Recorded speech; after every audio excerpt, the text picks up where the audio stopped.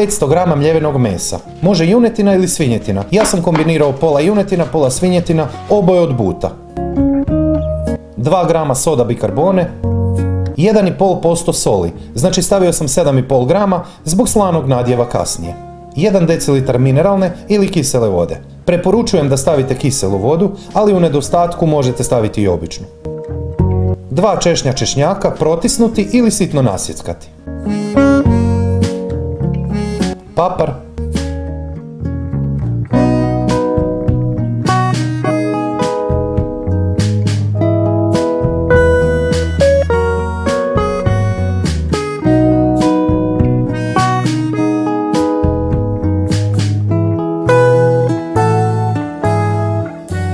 Ostaviti u hladnjaku preko noći.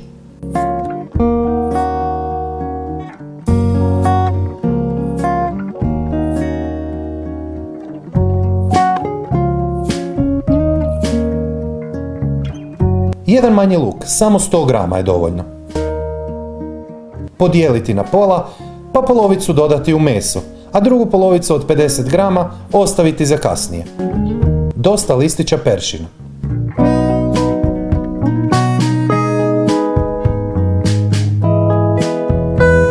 Promiješati i ostaviti da stoji na sobnoj temperaturi do upotrebe. 250 g šampinjona. Gljive se ne peru, dovoljno ih je obrisati salvetom.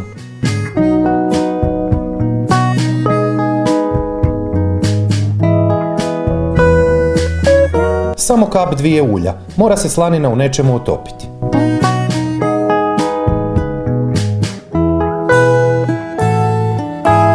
Pedeset grama je sasvim dovoljno.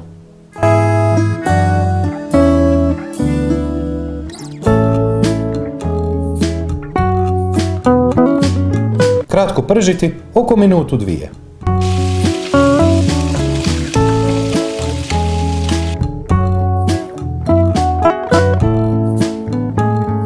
Nastaviti 3-4 minute.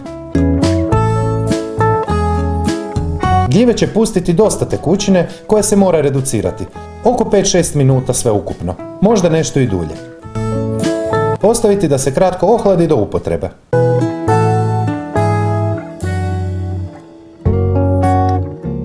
Vrlo malo ulja.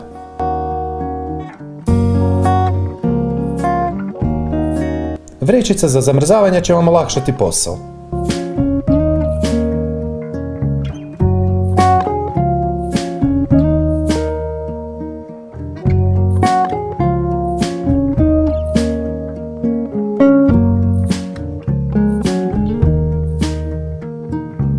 Trokutić sa sirom, a može i 2, biti će još sočnije.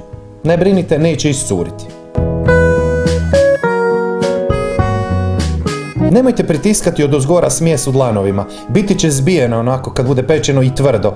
Zatvorite samo rubove pritiskom prstiju. Peći 10 minuta na srednje jakoj temperaturi uz nekoliko okretanja.